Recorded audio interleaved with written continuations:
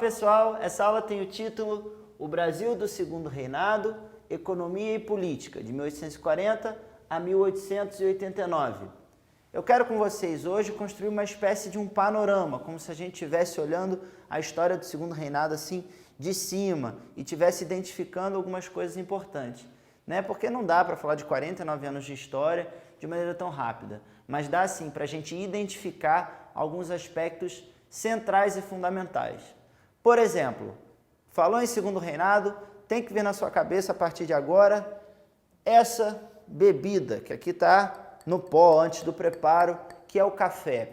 O Brasil, dessa época do Império de Dom Pedro II, o Segundo Reinado, girou a economia, girou muito em torno do café. Isso tem consequências sociais e políticas também, como a gente vai ver hoje junto aqui.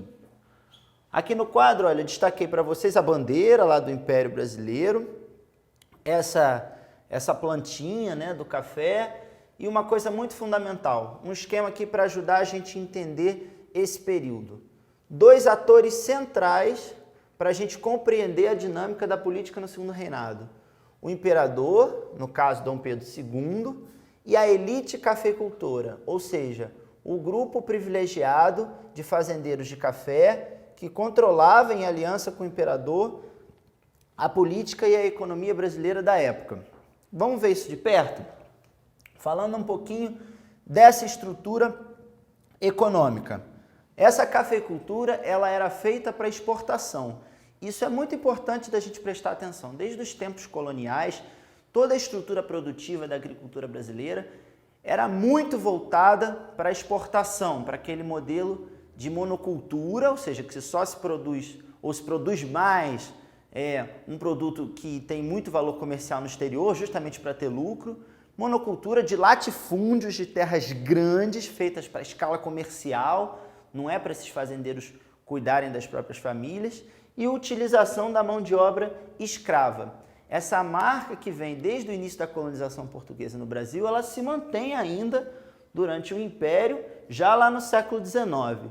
O café, durante esse período, começou a ser muito apreciado em todo o mundo e era muito vendido para os Estados Unidos, para a Europa, e o Brasil era um dos principais exportadores. Então essa é a primeira coisa que a gente tem que entender. Essa cultura do café e essa elite que tinha as fazendas onde era produzido esse café tem um peso fundamental e muito relevante nesse período da história do Brasil.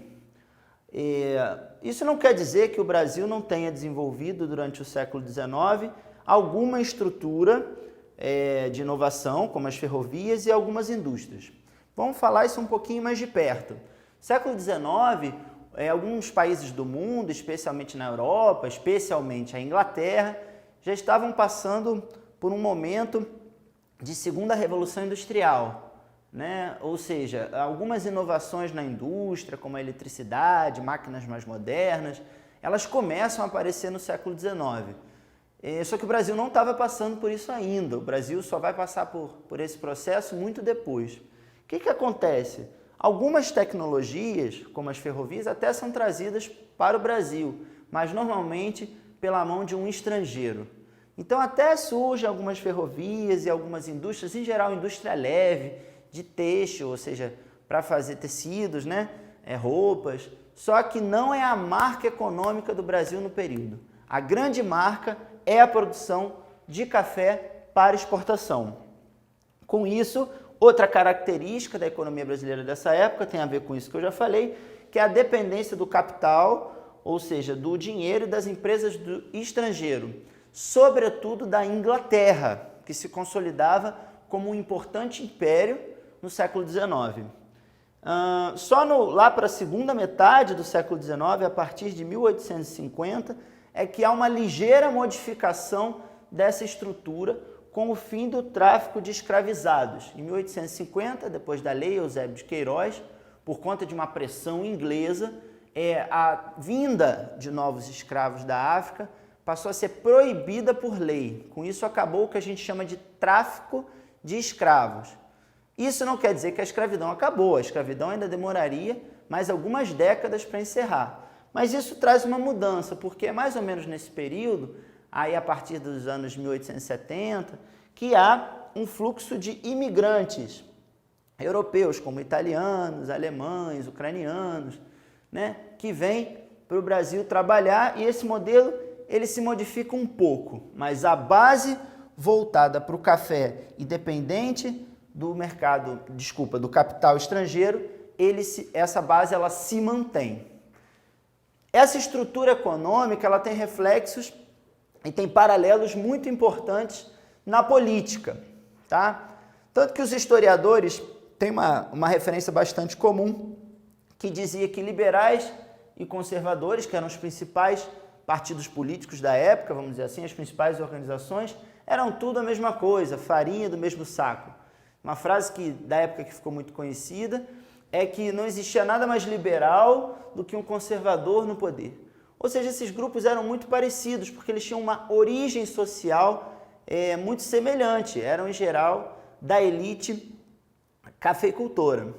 Tudo bem, aí você pergunta assim, já que eles eram tão parecidos, por que eles organizaram partidos diferentes? Justamente, mas eles tinham algumas distinções importantes. A mais relevante era que, de uma forma mais geral, os liberais defendiam um poder um pouco mais descentralizado, ok? Enquanto que os conservadores eram mais próximos do imperador.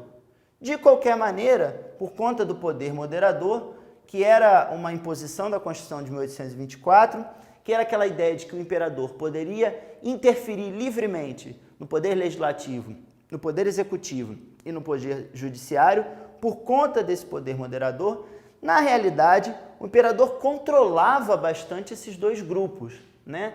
Ele ia distribuindo os cargos no governo, fazendo os gabinetes de ministro, muito em torno desses dois grupos para tentar manter um equilíbrio que facilitasse que ele pessoalmente, Dom Pedro II, tivesse o controle da política durante o Império.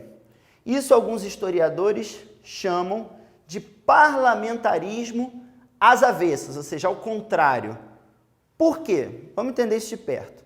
Num regime parlamentarista, as pessoas elegem representantes, esses representantes se organizam e elegem um primeiro-ministro, e aí esse primeiro-ministro governa.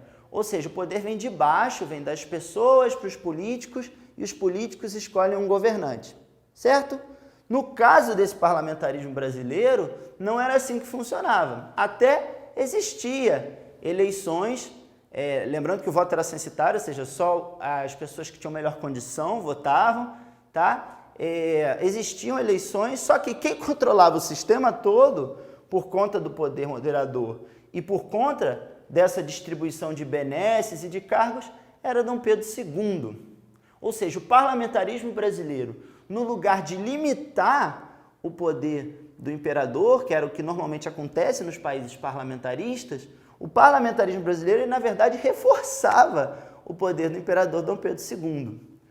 Por conta desse conjunto de características, né, da mesma origem social, da classe política, da centralização do poder nas mãos do imperador por meio do poder moderador, por conta dessas características políticas, a gente ressalta que esse sistema ele era extremamente elitista, ou seja, ele contribuía para que as desigualdades se reproduzissem, continuassem.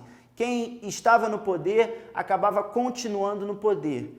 Todas as decisões mais relevantes políticas no Brasil, durante o Segundo Reinado, eram tomadas sempre pelo mesmo grupo, a elite cafeicultora em aliança com o imperador.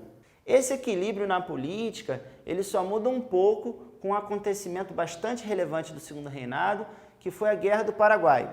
A gente vai falar agora um pouquinho mais sobre esse assunto, mas para isso eu vou precisar mudar o quadro. Me acompanha. Continuando o nosso panorama sobre política no Segundo Reinado, a gente vai prestar mais atenção agora à Guerra do Paraguai, um conflito externo que o Brasil participou, mas que tem reflexos na política interna, contribuindo para a mudança desse equilíbrio que existia político no Segundo Reinado nas mãos do imperador e da elite cafeicultora. Primeiro vamos entender por que isso aconteceu e como é que essa guerra começou. Primeiro a gente tem que falar de um projeto de expansão de território que aconteceu no Paraguai. O Paraguai estava sob a liderança mais ou menos na metade do século XIX, de um presidente chamado Solano Lopes. Esse Solano Lopes achava que o Paraguai, na verdade, tinha que ter um território maior e que poderia ter acesso ao mar. O acesso ao mar ele era importante porque a principal maneira de comércio que existia no século XIX era por meio dos navios, que pegavam a mercadoria aqui na América e levavam, por exemplo, para a Europa, para a África, para o mundo inteiro. Então, Solano Lopes achava que o Paraguai tinha o direito de ter acesso ao mar, ou pelo menos ao Rio da Prata, que seria uma forma de acessar o mar também. O Rio da Prata é um riozinho que fica aqui entre Argentina, Uruguai e Paraguai. Muito bem, então existia um projeto de aumentar o território do Paraguai. Esses planos do Solano Lopes e dos paraguaios, eles entravam em conflito com os interesses de Brasil, Uruguai e Argentina, porque envolvia territórios nessa área aqui da América do Sul. O que acontece então, na verdade? Solano Lopes inicia a expansão do território invadindo uma área do Mato Grosso. Isso não é bem recebido pelas potências da região, que resolvem formar a Tríplice Aliança. Olha lá o nome. É uma aliança de 3, tríplice. No caso, esses 3, Argentina, Uruguai, que tinha sido recém-independente, e Brasil. Isso é interessante porque foi um dos maiores confrontos desse continente, a Guerra do Paraguai, e existe uma disputa de versões com relação a como contar essa guerra. Por isso é que eu coloquei essa perguntinha aqui para a gente refletir. A guerra do Paraguai ou da Tríplice Aliança? Ou seja, quem provocou a guerra? Isso porque lá no Paraguai eles estudam esse conflito com o nome de Guerra da Tríplice Aliança, como se na verdade essa tríplice tivesse provocado o conflito. Enquanto que aqui a gente tende a exaltar a participação das tropas brasileiras e chama a guerra de Guerra do Paraguai. Isso é legal a gente ressaltar, porque a maneira que a gente conta a história faz toda a diferença. De toda forma, seja de um nome ou de outro, esse conflito teve algumas consequências que são importantes a gente discutir. Primeiro, foi o extermínio de grande parte da população masculina adulta, sobretudo do Paraguai. A guerra foi violentíssima. Isso é interessante a gente pensar, porque a gente tem uma ideia de que a história brasileira ou a história da América do Sul foi tranquila, e não é bem assim. Foi um conflito bastante violento. Isso contribuiu também, do ponto de vista das fronteiras, da geopolítica, para o atual desenho de fronteiras aqui nessa região da América do Sul. Tá? Internamente, quais foram os principais reflexos desse conflito dentro do Brasil? Vários, né? No primeiro momento ele funciona como uma propaganda para o imperador, porque o Brasil vence a guerra, mas tem algumas consequências relevantes que a gente precisa destacar. Um outro ator político, além do imperador e da elite cafeicultora, ele aparece na cena brasileira, que é o Exército. Por conta da vitória na Guerra do Paraguai, o Exército, os militares brasileiros, começam a apitar mais na política, eles começam a participar mais da política. Uns, inclusive, com ideias republicanas, que eram contra os interesses do imperador. Esse confronto externo teve desdobramentos internos no Brasil e eu vou destacar pelo menos 3. O primeiro é que o imperador utiliza a vitória na guerra como uma forma de publicidade, digamos assim, né? Se é que a gente pode usar essa palavra, propaganda do governo. O segundo, muito importante, é que por conta da vitória, o prestígio das Forças Armadas, especialmente do Exército, cresce muito e os membros do Exército começam a participar ativamente da política brasileira nesse momento, inclusive alguns com ideias republicanas, contra o interesse do imperador. Então não é mais só o imperador e a elite cafeicultora que apitam na política brasileira. O Exército passa a participar de maneira muito atuante. Outra coisa que a gente precisa destacar na Guerra do Paraguai é a participação dos negros, que foi muito grande e foi decisiva para a vitória brasileira no conflito. Essa participação, ela ajudou a aumentar o debate em torno da abolição da escravidão, que domina a cena brasileira, sobretudo a partir da década de 1870. Bom, gente, é isso. Eu espero que eu tenha ajudado vocês a estudarem. Até uma próxima.